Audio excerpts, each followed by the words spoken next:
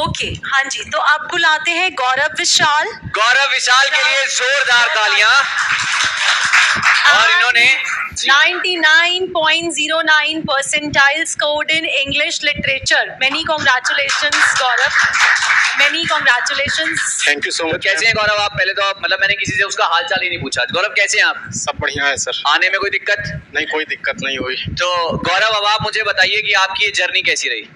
सबसे पहले तो पीडब्ल्यू टीम की पूरी टीम को धन्यवाद। और ये जर्नी जो है बहुत ही कठिनाइयों से भरा रहा है, आसान नहीं रहा है, क्योंकि मई जून के टाइम में मुझे जो है कि डिप्रेशन हिट करा।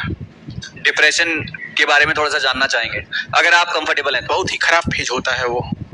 सबसे खराब, पहले तो पता ही नहीं था कि क्या हुआ क्या है। ठीक उस टाइम सेमेस्टर एग्जाम चल रहा था, उस टाइम पे हो गया। उसके बाद फिर मई जून के बाद जो है जून के टाइम में PWGC नेट का लॉन्च हुआ बैच। उस टाइम घर पे बोले कि ले लो बैच। अच्छा, तो हमने PW का लिया बैच। उसके बाद जो है कि हमने कंटिन्यूअस पढ़ाई स्टार्ट किया। डेली जो है कि 4-5 टॉपिक डिसाइड करता था। दो टॉपिक जो है कि पेपर 1 से, एक आप हो गए निशान कपूर सर, और एक गुलशन अख्तर मैम जो हो गए उनसे, और 3 टॉपिक जो है इंग्लिश से, यानी पेपर 2 से। रोज 4-5 टॉपिक ऐसे कंप्लीट करता था ऑन रेगुलर बेसिस। और ऐसे करते करते जैसे कि हमको इतना एक्सपेक्टेशन नहीं था कि 99.09 परसेंटाइल जो है कि आ जाएगा, और JRF जो है कि थोड़ा सा से मिस हो जाएगा। ठीक, लेकिन उसके बावजूद जो है कि इतना कुछ हुआ और सब बढ़िया हो गया सर। बिल्कुल। तो यहाँ पर जो गौरव हैं वो ये कहना चाहते हैं कि अगर आपके जीवन में कोई तकलीफ भी है, जैसे कि मैम ने बताया, तो उसको चैलेंज बनाइए, रादर देन कि उसको आप ये कहें कि नहीं हो ही नहीं पाएगा, नहीं मैं कर ही नहीं पाऊंगा, नहीं मेरे साथ तो ऐसा हो गया वैसा हो गया। ये आपके सामने जीता जागता लाइव एग्जाम्पल है। डिप्रेशन इनको हिट हुआ आज से 6 महीना पहले, और कट्टू 6 महीना बाद ये आपके सामने 99.09 परसेंटाइल के साथ खड़े हैं। That's very good. First time जो है कि सर मैं PW की बदौलत आज दिल्ली में आया हूँ। अच्छा, लाइफ में बिहार से जो है कि मैं निकल करके यहाँ पर आया हूँ फर्स्ट टाइम दिल्ली में। मेरा BHU से जो कि ग्रेजुएशन है एंड पोस्ट ग्रेजुएशन है, तो यूपी बिहार के अलावा मैं दुनिया देखा ही नहीं था। यूपी बिहार लूट के अब आप दिल्ली लूटने आए हो, यानी कि यहाँ पर परसेंटाइल आपका इतना शानदार आया। तालियां गाइस यार, मतलब डिजर्व करते हैं ऐसे बंदे। कि ऐसा नहीं है कि मतलब कुछ तकलीफ आ गई तो बैठ गए, रो दिए, डर गए या हार मान ली। नहीं, ऐसे बंदे होते हैं जो लड़ते हैं। They are the real fighters in life कि हम तो करके मानेंगे, और ये करके माने। रिजल्ट आपके सामने है गाइस। सो अभी सर हमको एक अमेरिकन पोएट है वो याद आ रहा है, रॉबर्ट फ्रॉस्ट। हाँ जी, जिनका एक बहुत सुंदर लाइन है, woods are lovely dark and deep, woods are lovely dark and deep, but I have promises to keep, miles to go before I sleep.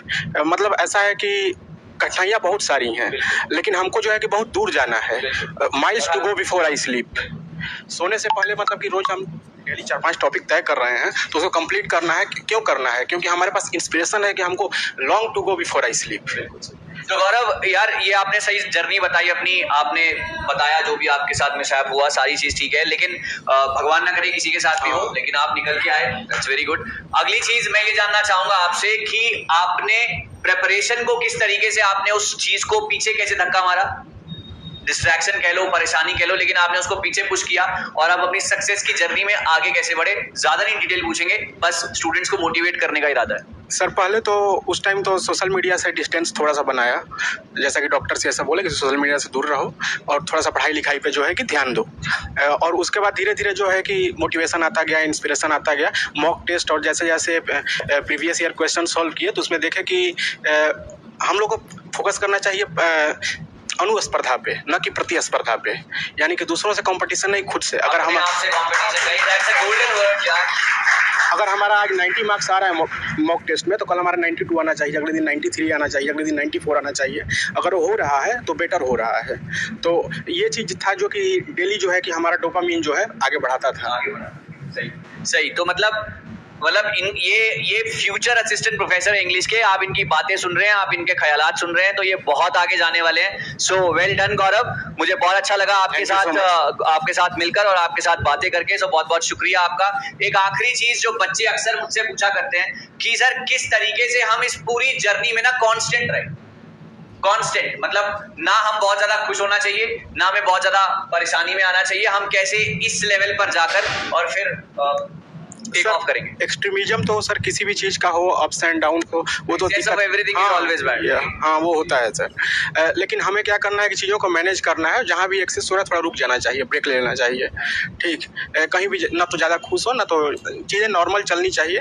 खुश हो तो भी जो है कि अपने आप को ज़्यादा प्रफुल्लित नहीं करना चाहिए।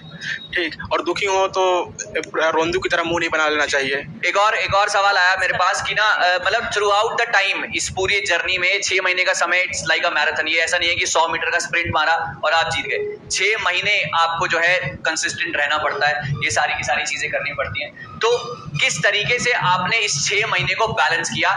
मैं ये जानना चाहता हूँ कि ना अक्सर लोग पढ़ाई में इतने मदमस्त हो जाते हैं कि ना वो अपनी खुराक का, कहने का मतलब अपनी डाइट का ध्यान नहीं रखते हैं, और फिर आखिरी मोमेंट पे आके उनका ब्रेक डाउन हो जाता है। जैसे कि कल पेपर है या हफ्ते बाद पेपर है, तो बस अब नहीं हो पाएगा।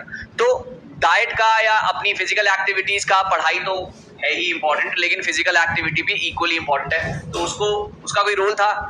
सर एक चीज़ होती है इसमें कंसिस्टेंसी। अगर हम शुरू से ही स्टार्ट कर दें डे 1 से पढ़ना, तो लास्ट में जो है कि हमारा हमको डाइट ना खराब होगा, ना तो हमारा फिजिकल जो बॉडी है ये सब कुछ भी नहीं होगा, गड़बड़ होगा। आपने ध्यान रखा था?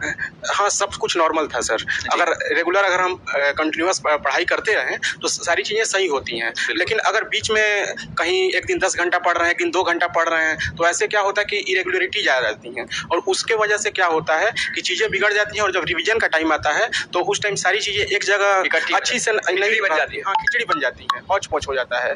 तो उस टाइम पे क्या होता है कि चीजें गड़बड़ हो जाती हैं और मेंटल हेल्थ सब कुछ गड़बड़ा जाता है। बिल्कुल सही। और उससे जो है कि ना तो एग्जाम अच्छा जाएगा ना तो कुछ होगा। बिल्कुल सही। मैं सर एक पॉइंट ऐड करूंगी, जैसे उन्होंने कहा कंसिस्टेंसी इज वेरी इंपॉर्टेंट, वो तो हम हमेशा बोलते हैं। आई वुड लाइक टू से concentration is also equally important.